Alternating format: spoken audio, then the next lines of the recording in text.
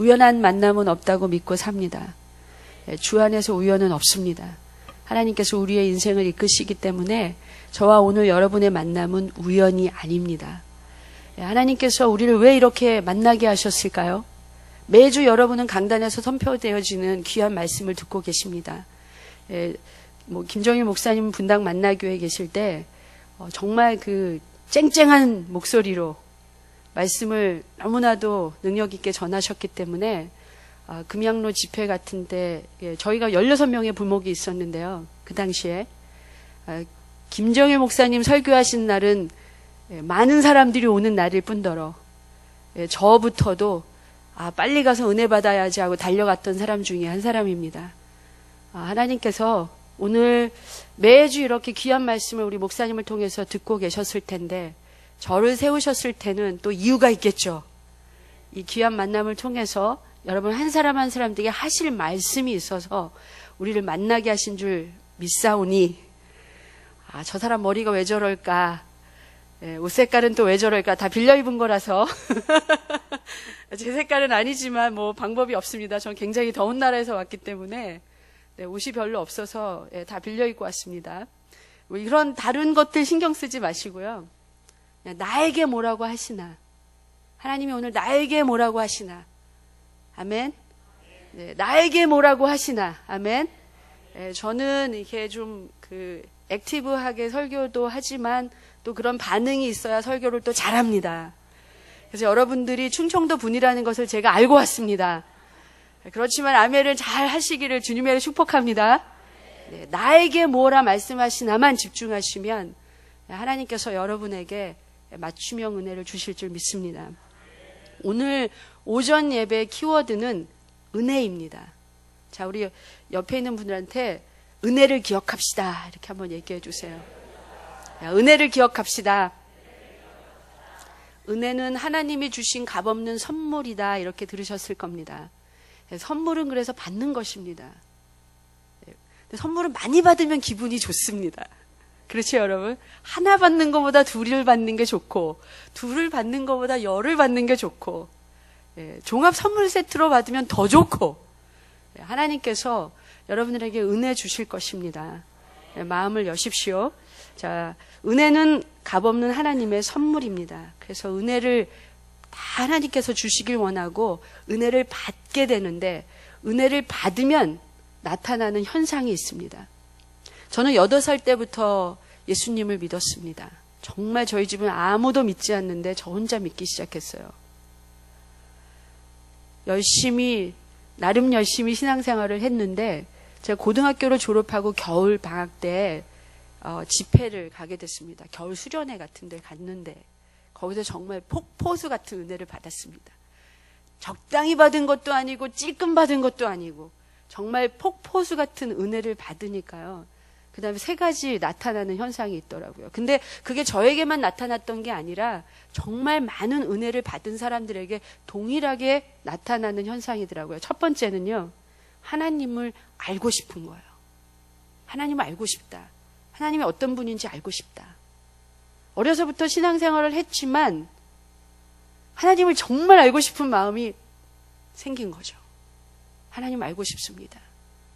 여러분 짜장면을 먹고 싶으면 짜장면 집에 가야 되는 것이고 물건을 살려면 가까운 마트에 가셔야 되는 것처럼 하나님을 알고 싶으면 어디로 가야죠? 교회로 가야죠. 교회로 와서 하나님의 말씀을 들어야죠. 그래야 하나님을 알아가는 것입니다. 그러니까 교회를 열심히 갔습니다. 주일만 간 게 아닙니다. 수요일 가고 저녁 집회 가고 아침 집회 가고 교회 행사가 있다면 안 빠지고 부흥 집회가 있다면 어떻게 해서라든지 맨 앞에 앉고 싶고 이런 마음이 들더라고요. 성경 공부 오라고 누가 전화 안 해도 일찍 갑니다. 그리고 질문을 많이 합니다. 너무너무 질문이 많은 거예요. 그때 제가 아까 말씀드린 것처럼 저는 지금 연합감리교 목사가 되어 있지만 그 당시에 제가 자랄 때는 이 장로교 합동 측에서 자랐거든요. 우리 강도사님 저 때문에 머리 좀 빠지셨을 겁니다. 제가 질문을 너무 많이 했기 때문에. 나중에 신학교 가서 이제 안수받기 얼마 전에 저에게 편지를 보내주셨어요. 그분은 목사님이 되셨고 선교사님이 되셨고 다시 한국에 오셔서 경기도 광주에서 쉼터를 하고 계셨는데 저한테 이런 편지를 보내셨어요. 너 질문 많이 할 때 내 알아봤다. 정말로 질문을 많이 했습니다. 주로 이제 한국 사람들은 창피해서 질문을 잘 안 하거든요. 이런 질문 했다가 또 괜히 망신당하면 어떡하냐. 가만히 있으면 중간이잖아요, 우리는. 질문을 잘 안 하는데 저는 엄청나게 질문 많이 했습니다. 하나님을 알고 싶으니까. 그 마음을 하나님 주셨죠. 두 번째는요, 내가 만난 예수님 전하고 싶은 거예요. 만나는 사람마다. 저의 어렸을 때부터 기도 제목 넘버원은 가족의 구원입니다. 저 혼자 예수 믿었기 때문에. 예수님 너무 좋은데 우리 가족이 몰라요. 그래서 근데 제가 진짜 은혜를 받고 나니까 하나님이 저한테요, 눈을 열어주셨어요. 우리 가족들이 천국 열차를 타고 위로 올라가는 게 아니고요, 지옥 열차를 타고 밑으로 내려가고 있더라고요. 여러분, 들려졌을 때에도 열심히 그 말씀이 들려지고 마음에 담겨져도 그 말씀을 붙잡고 기도하지만, 보여졌을 때는 또 이게 또 다른 세계가 열리는 겁니다. 이제 기도를 하는데요, 가족들이 지옥 열차를 타고 밑으로 내려가는 걸 보이니까, 그걸 보여주시니까 가슴이 복받치는 거죠. 기도할 때. 하나님 어떻게 합니까? 하나님 어떻게 합니까? 우리 가족들 어떻게 합니까? 법 없이도 살 만큼 착하고 성실하게 열심히 사시는 분들이거든요. 하나님 어떻게 합니까? 구원해 주십시오.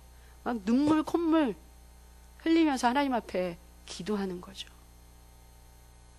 전도하는 거죠. 저희 아버지가 나중에 그러시더라고요. 네가 내 집에 사는 한 법에도 종교는 자유야. 너 믿는 거 뭐라고 하지 않을 테니까 더 이상 예수 얘기하지 마라. 그래서 이제 더 울었죠. 뭐 가족에게만 제가 복음을 전하려고 했겠습니까? 내가 만난 예수님을 내 친구들, 또 제가 만나게 되는 이웃들, 또 교회에서 노방전도 가면 거기 따라가서 열심히 내가 만난 주님을 전한 거죠. 근데 저만 그런 게 아니더라고요. 폭포수 같은 은혜를 받으신 분들을 다 동일한 그런 역사를 이루시더라고요. 세 번째는요, 뭔가 하고 싶어졌어요.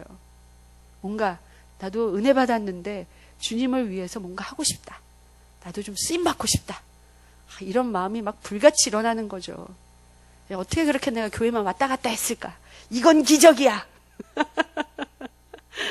정말 쓰임, 뭔가 은혜 받은 제가 뭔가 하고 싶은 거예요. 세상 말로 배응만독하다고 그러잖아요. 은혜를 모르는 사람. 내가 정말 예수님을 믿는다고 하지만 오랜 세월 은혜를 모르는 사람이었구나. 배응만독한 사람으로 살았구나 라는 걸 깨달았습니다. 여러분, 은혜 받고 아무것도 안 하는 사람은 이상한 사람입니다. 자, 옆에 있는 사람들한테 얘기해 주세요. 은혜 받고 아무것도 안 하는 사람은 이상한 사람입니다.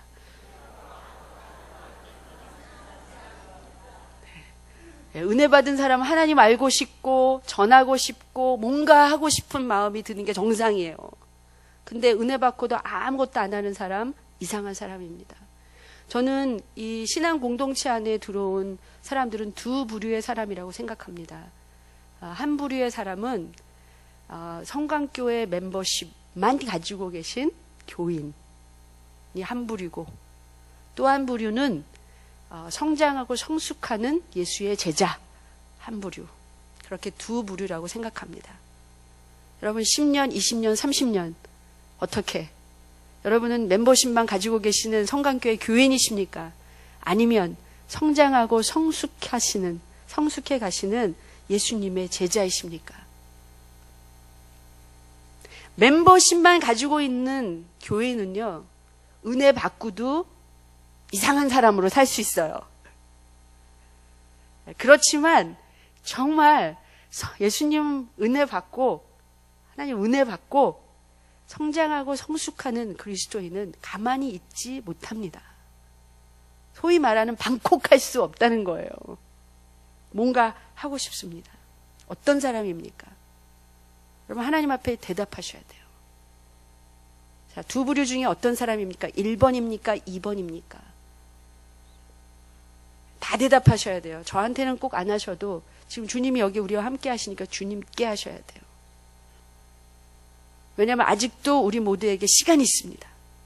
주님 앞에 갈 때까지는 아직도 시간이 있어요. 혹시라도 여러분들 중에 성강교회 교인이라는 멤버십만 가지고 여지까지 신앙생활 하셨다면 이 시간으로 청산, 이 시간으로 청산, 이 시간으로 청산. 아멘. 박인비라는 골프 선수가 인터뷰하는 걸 들었는데 그런 말을 하더라고요. 나에게 있어서는 롤모델이 있었습니다. 박셀이라고 하는 우리나라의 골프 열풍을 일으킨, 아시죠 여러분? 박셀이라는 선수가 내 인생의, 나의 인생의 롤모델이었고, 본인이 이제는 세계 1위의 자리에 있습니다. 이제는 내가 누군가에게 롤모델이 돼주고 싶습니다. 롤모델이 되겠습니다. 이런 인터뷰를 하는 걸 들었어요. 와우. 순간 내 인생의 롤모델은 누구였지? 나도 저런 고백을 하며 살고 싶다. 그런 생각이 들었습니다. 그러면서 저에게 떠오르는 한 사람 있었죠. 그 사람은 바로 사도 바울이었습니다. 바울이 나의 롤모델이지. 나도 바울같이 살고 싶다. 그리고 언젠가 누구한테 나도 바울같이 산 또 나를 내가 롤모델이 되고 싶습니다. 라고 고백할 수 있는 사람이 되고 싶다. 이런 소망을 품게 됐습니다. 이 바울이 가지고 있는 정말 제가 담고 싶은 부분들이 있습니다. 오늘 5가지 그것을 여러분들하고 나누고 싶습니다. 바울이 얼마나 하나님 앞에 멋지게 쓰임받았습니까? 정말 그의 인생을 보면 쓰임받는 인생이 아름답다. 이것이 확 오잖아요. 그 바울처럼 살고 싶다. 바울이 가지고 있는 그 5가지 제가 담고 싶은 부분을 여러분과 함께 나누면서 성령님께서 정말 그 말씀 속에서 여러분들 마음속에도 하나님 나도 쓰임받고 싶은, 쓰임받는 인생이 되고 싶습니다. 이렇게 함께 고백할 수 있기를 주님의 이름으로 축복합니다. 첫 번째, 바울은요, 삶의 기준이 분명했습니다. 삶의 기준이. 오늘 말씀을 보니까 빌립보서 3장 5절 6절에 나는 8일 만에 할례를 받고 이스라엘 족속이요 베냐민 지파요 히브리인 중에 히브리인이요 율법으로는 바리새인이요 열심으로는 교회를 박해하고 율법에 의로는 흠이 없는 자라. 자, 무슨 말씀입니까? 저 세상적으로 굉장히 잘 나가는 사람이었습니다. 이 말이에요. 내가 왕년에 이런 사람이었습니다. 이런 이야기를 하고 있는 것입니다. 그런데 그가 예수를 만난 이후에 그의 인생은 바뀌었습니다. 그의 삶의 기준과 가치가 완전히 바뀌었습니다.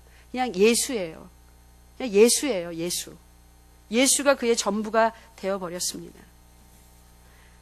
믿음 생활하면서 저도 저희 가족들한테 그런 얘기 많이 들었는데요. 유난 떨지 말고 그냥 평범하게 신앙생활 하라는 이런 이야기 많이 들었습니다. 아마도 바울이 그런 얘기 많이 듣지 않았을까.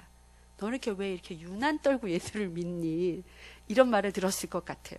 근데 여러분 이런 얘기 들어야 되지 않겠습니까? 우리 주님이 어떤 분이신데요? 우리 주님이 어떤 분이십니까? 날 위하여 십자가 지신 분이고 내 인생을 사망에서 생명으로 옮기신 분이고 나의 소망이 되시고 나의 피난처가 되시고 나의 전부가 되시는 분인데 그분을 어떻게 유난 떨지 않고 믿을 수 있겠습니까? 삶의 기준과 가치가 바뀐 바울, 어느 순간에도 모든 선택이 분명해집니다. 선택하는 게 그렇게 어렵지 않아요. 우리가 이게 양다리 거친다는 말을 하잖아요. 세상의 한 발, 교회의 한 발. 세상 나라의 한 발, 하나님 나라의 한 발. 양다리 거치로 살기 때문에 어떤 결정을 할 때 어렵습니다. 그런데 삶의 기준이 예수로 분명해지면 결정하는 것이 그리 어렵지 않습니다. 하나님 기뻐하시는 거, 그거 결정하면 되는 거예요. 이거 할까, 저거 할까. 여러분, 이거 할까, 저거 할까에는 어떤 마음이 있냐면 어떤 게 더 나한테 유익할까, 이거를 생각하는 거죠. 어떤 게 더 나한테 좋을까. 기준이 어디 있어요? 나한테 있어요. 기준이 나한테 있으면서 하나님한테 기도하는 거예요. 어떻게 해야 되냐고. 근데 여러분, 우리의 미래는요, 우리가 한치 앞을 알 수 없는 사람들이고, 미래의 주인은 하나님이십니다. 하나님이 우리를 미래로, 소망으로 이끄시는 분이에요. 설령 내가 오늘 결정하는 것이 나한테 손해가 될지라도, 내가 하나님이 기뻐하시는 선택을 할 수만 있다면, 로마서 8장 28절처럼 합력하여 선을 이루시는 하나님을 만나게 되실 것입니다. 아멘. 우리가 그런 믿음 없다면 예수 믿는 재미를 어디서 느낄 수 있을까요? 삶의 기준을 분명히 하십시오. 제가 함께 일하는 탄자니아 우리 선교사님 한 분이 카이스트를 나오셔서 교수를 하시다가 오신 분이 있어요. 그분의 간증을 듣다 보니까 오랜 세월 교회만 다니셨다는 거예요. 다른 말로 하면은 멤버십 교인이었다는 거예요. 근데 어느 날 정말 폭포수 같은 은혜를 받은 거예요. 말씀 집회에서. 그러면서 깨달으셨대요. 아, 내가 보화를 발견한 사람인데 이렇게 살았구나. 모든 걸 정리하시고요. 보화를 사고 어디로 왔을까요? 탄자니아에 오셨어요.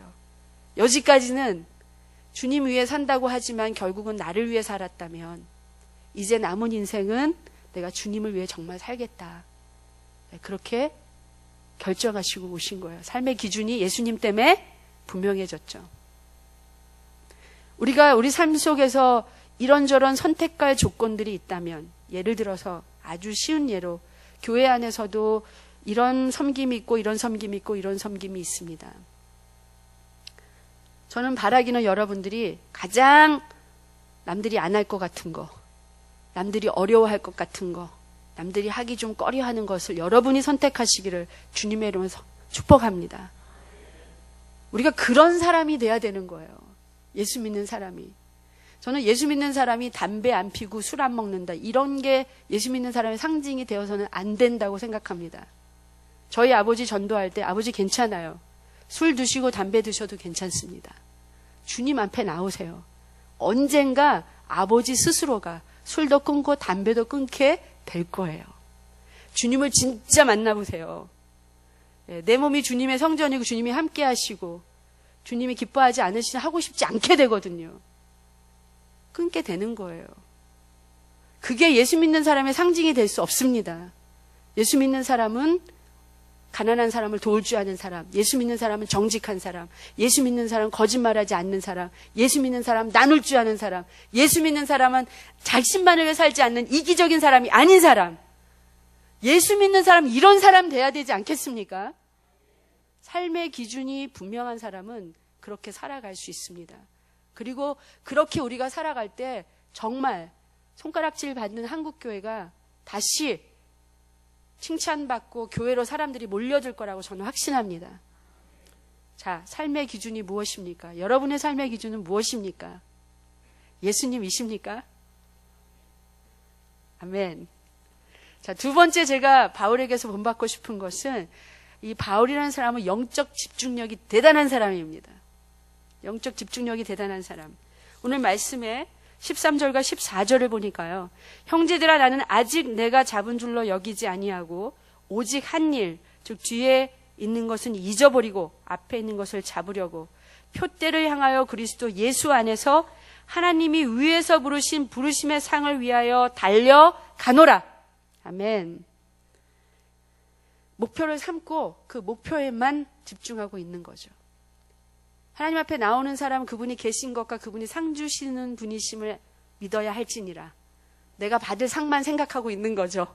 거기에 집중하고 달려가는 것입니다. 영적 집중력이 있는 사람 너무 닮고 싶죠. 우리가 기도할 때도 얼마나 이 잡생각이 많이 옵니까? 말씀 피는데 왜 이렇게 졸음이 옵니까? 우리 다 경험이 있잖아요. 이게 영적 집중력이 떨어지면은요, 우리 사단이 틈을 타게 되어 있습니다. 그래서 우리가 이 영적 집중력을 배양해야 합니다. 그럼 어떻게 하면 우리가 영적 집중력을 가질 수 있을까요? 말씀과 기도의 두 기둥을 꼭 잡으셔야 됩니다. 아멘. 자, 말씀이 우리를 다스리게 해야 합니다. 말씀을 아는 정도가 아니고요. 그 말씀이 능력이고 그 말씀이 주님이시기 때문에 그 말씀이 나를 지배하고 다스리게 해야 합니다. 어떻게 해야 될지 모를 때 주님의 주의 말씀이 내 발에 등불이고 내 가는 길에 빛입니다. 말씀이 나를 지배하는 거예요. 그래서 내가 두려워하지 않는 것입니다. 염려가 생겼습니다. 하나님의 말씀이 저를 지배합니다. 아무것도 염려하지 말고 기도와 간구와 감사함으로 하나님께 아뢰라. 그리하면 지각에 뛰어난 하나님의 평강이 너의 생각과 마음을 지키시리라. 우리가 왜 요동하고 우리가 왜 잠 못 자고 왜 근심 가운데 있습니까? 우리의 생각과 마음을 그리스도 예수 안에서 지키지 못하기 때문이잖아요. 하나님의 말씀이 우리를 다스리면 그런 역사가 일어나는 겁니다. 뭔가 새로운 일을 도전하고 하나님께서 새로운 일을 시키실 때 내가 너와 함께함이라.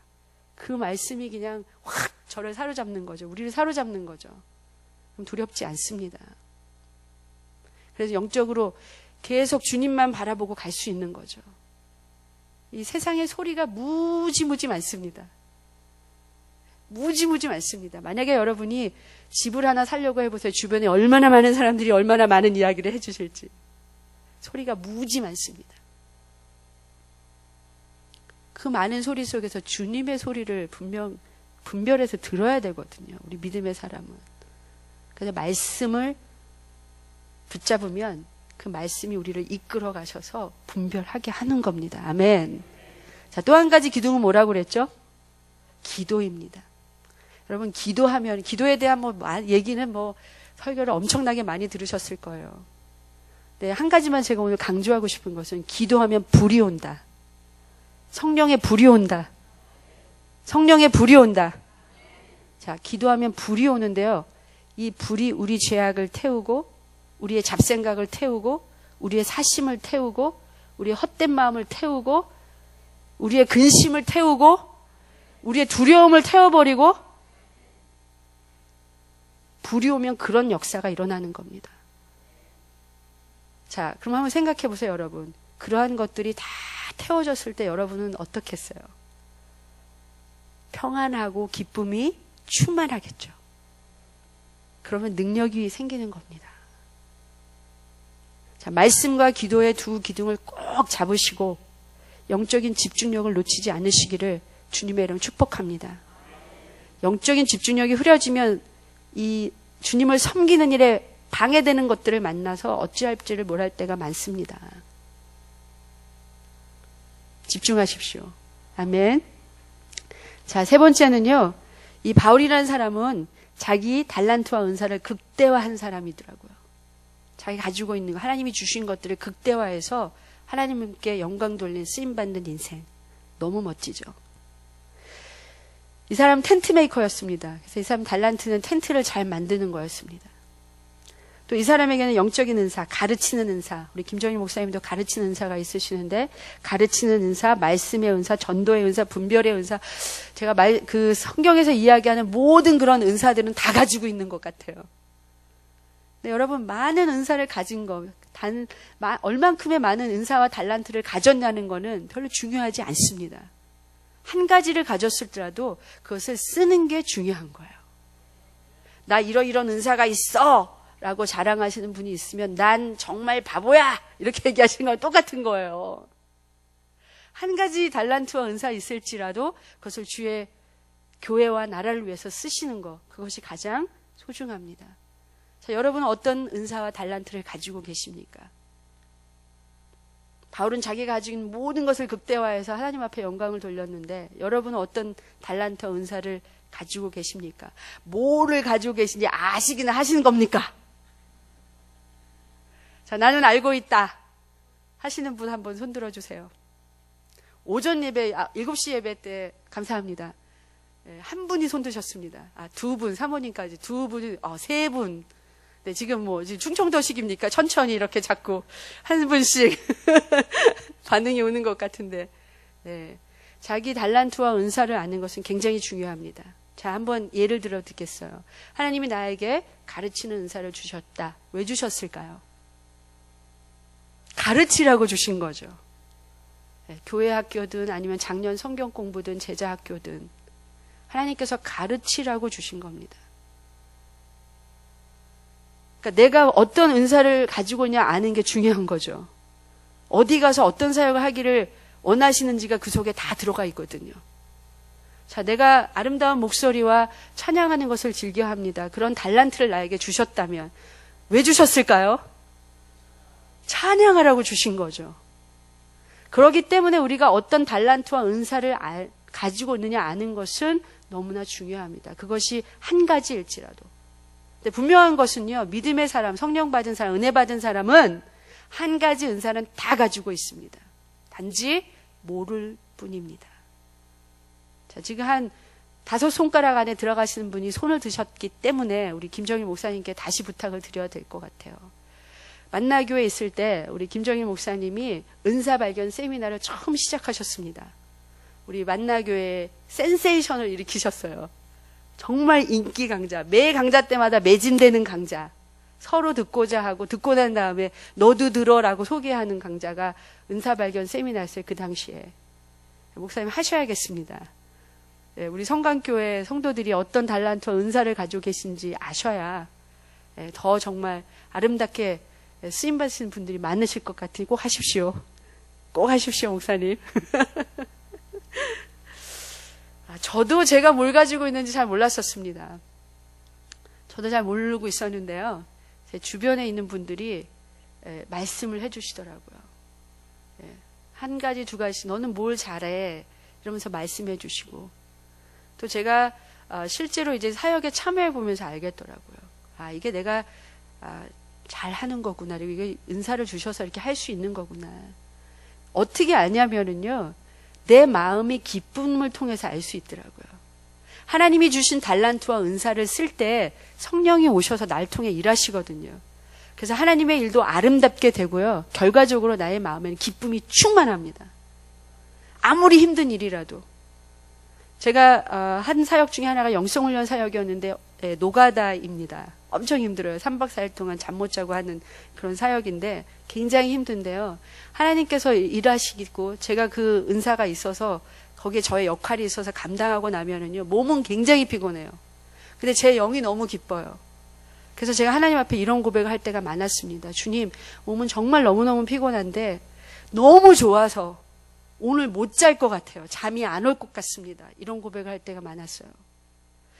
여러분이 하나님께서 주신 그런 달란트와 은사를 통해서 주의 일에 힘쓰시면 그런 큰 충만한 기쁨이 여러분 가운데 있습니다. 저는 말씀을 이렇게 전하는 일이 또 저의 은사이기도 합니다. 저의 얼굴을 한번 보십시오. 제가 뭐 대한민국 최고의 미인은 아니지만 한번 저를 보십시오. 저에게 기쁨이 보이십니까? 안 보이십니까? 네, 그런 거예요. 여러분들이 하나님께서 주신 달란트와 은사를 쓰실 때 여러분의 얼굴에서 그 기쁨의 빛이 나가는 겁니다. 그래서 누가 시켜서 억지로 해야 하니까, 내가 장로니까, 뭐 성가대 대장이니까, 그게 아니라 내가 하고 싶은 거죠. 아멘. 자, 네 번째는요, 바울에게는 겸손함이 있더라고요. 겸손함. 12절 말씀해 보니까 내가 이미 얻었다 함도 아니요 온전히 이루었다 함도 아니라 오직 내가 그리스도 예수 안에서 잡힌 바 된 그것을 잡으려고 달려가노라. 이 빌립보를 쓰는 시점이 바울이 인생의 이제 마지막 단계에 있는 때입니다. 그리고 감옥에 있을 때입니다. 바울의 그 이룬 모든 일들을 보면요, 엄청 자랑해도 우리가 그래 바울은 자랑해도 괜찮아 인정해 줄 수 있을 만큼의 하나님 앞에 한 일이 많습니다. 위대한 일을 많이 했습니다. 근데 그에게 어디를 찾아봐도 나 이런 사람이야 하는 대목이 없어요. 나 이런 일 했어. 난 왕년에 이런 사람이야 라고 하는 대목을 찾아볼 수가 없습니다. 너무나 겸손한 사람. 그냥 주님이 하셨습니다. 주님이 나를 쓰신 것만으로도 저는 너무나 기쁩니다. 죄인의 계수인 저를 어떻게 주님, 저를 통해서 이런 일들을 이루셨습니까? 지금도 편지 쓰고 있잖아요. 이 감옥 속에서. 너무 감사한 거죠. 자기 자랑이 없습니다. 그리고 교회 안에서 시험 드는 이유가 뭘까요? 시험 드시는, 이렇게 사역을 하고 같이 동역을 하다가 시험 드시는 분들 보면은 이 자랑 때문에,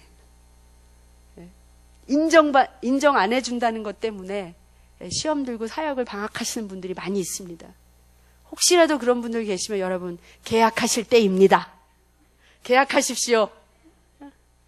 교회 안에서 우리가 함께 섬길 때 우리가 어느 학교를 나왔고 우리가 어떤 경험을 했고 어떤 비즈니스를 하고 있고 내가 세상에서 이런 사람이라는 게 왜 중요합니까? 하나도 중요하지 않습니다. 다 은혜 아닙니까? 여러분에게 지혜를 주신 분도 하나님이었고 하나님께서 물질을 주신 분도 하나님이었고 기회를 주신 분도 하나님이셨고 그만큼 세우신 분도 하나님이셨고 모든 것을 주님이 하셨는데 왜 교회 섬김의 자리에 여러분들이 더 낮아져 섬기면 빛이 나고 주님이 영광을 받으실 텐데 왜 그게 중요할까요? 저 목회 20년 했습니다. 목회 20년 동안에 제가 깨달은 많은 것들 중에 하나 뭐냐 그게 뭐냐면요, 있는 사람은 꼭 있는 티를 내고요, 배운 사람은 꼭 배운 티를 낸다는 것입니다. 우리가 주님 앞에 그러면 아니 되옵니다. 자, 우리 옆에 있는 분들한테 얘기해 주세요. 그리하시면 아니 되옵니다.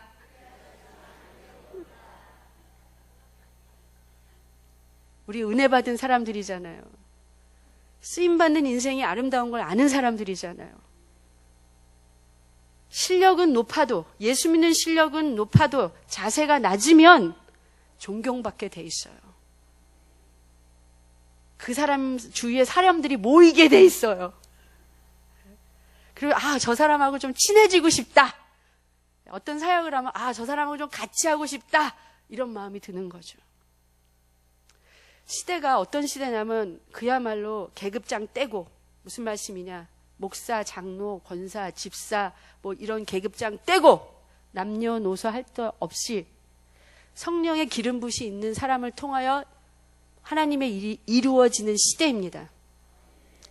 저는 그래서 한국에 요번에 나와서 하나님께서 저에게 주시는 말씀과 또 만남을 통해서 듣게 되는 하나님의 음성을 통해서 계속 오는 동일한 음성이 있습니다.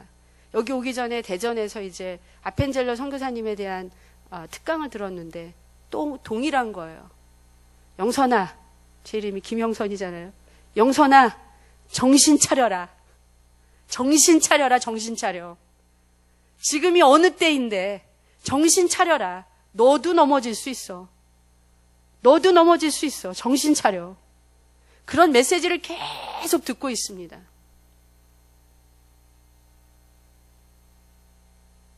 계급장 떼고 남녀노소 할 것 없이 하나님의 성령의 기름 부으심 있는 사람을 통해서 하나님이 일하시는 시대. 여러분, 성령의 기름 부으심을 사모하시며 겸손히 쓰임 받으시길 주님의 축복합니다. 여러분 때문에 누군가가 나도 저 사람처럼 좀 저렇게 섬기고 싶다. 시기 질투하지 마십시오. 하나님 앞에 내가 받은 것, 내가 나에게 주신 것만 열심히 하면 되는 거예요. 5달란트, 2달란트, 1달란트 받은 비율을 여러분 잘 알고 계시죠?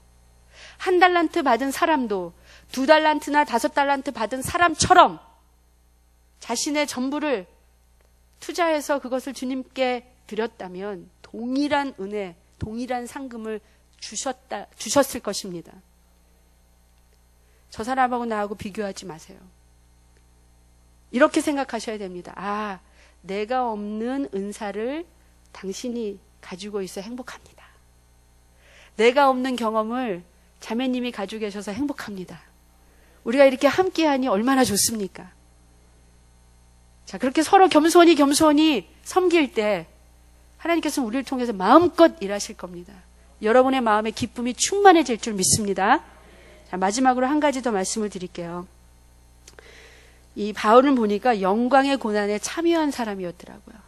영광의 고난에 참여한 사람. 내가 그리스도와 그의 부활의 권능과 그 고난의 참여를 알고자 하여 그의 죽으심을 본받아 어떻게 해서든지 죽은 자 가운데서 부활에 이르려 하노니. 영광의 고난에 참여한 사람. 쉽게 말씀드리면요, 하나님, 내가 이렇게 하나님을 열심히 섬기는데 내가 왜 이런 고난 받아야 됩니까? 내가 왜 이런 욕을 들어야 됩니까? 네? 내가 왜 이런 상황에 있어야 됩니까? 이런 얘기를 한 대목이 없어요. 감옥에 가면 내가 이렇게 주님이 열심히 섬기고 전도하고 그러는데 날 왜 이렇게 감옥에 넣으셨습니까가 아니라요. 그는 찬송하고 기도하고 전도하고 감옥에서조차도. 하나님, 내가 이렇게 주님을 열심히 섬겼는데 왜 이렇게 또 붙잡혀가지고 또 감옥에 오게 하셨습니까? 아니에요. 자신을 위해서 기도하고 자신이 통해서 하나님께서 교회를 세웠던 그 교회들을 건면하는 편지를 씁니다. 돌에 맞이고 거의 죽을 지경에 사람들이 갖다 버립니다. 다시 일어나서 하나님 정말 이러시기에요가 아니라 다시 그 성에 들어가서 또 복음을 전합니다. 바울의 행적 중에 어느 곳에도 고난을 통해서 정말 하나님 원망하거나 불평하거나 분노하거나 신세타령하는 대목을 찾아볼 수가 없습니다. 우리가 한 소리라도 다른 사람한테 싫은 소리 들으면 못 견뎌하죠. 바울을 보니까요, 그것을 영광의 고난으로 여겼더라고요. 주님 십자가의 그 고난을 참으셨는데, 그 영광의 십자가를 지셨는데, 내가 이런 소리 듣는 거, 내가 이런 상황에 있는 거 주님이 아시지. 주님이 아시면 됐어. 넘어가는 거죠. 안 넘어가지는 분들이 많죠.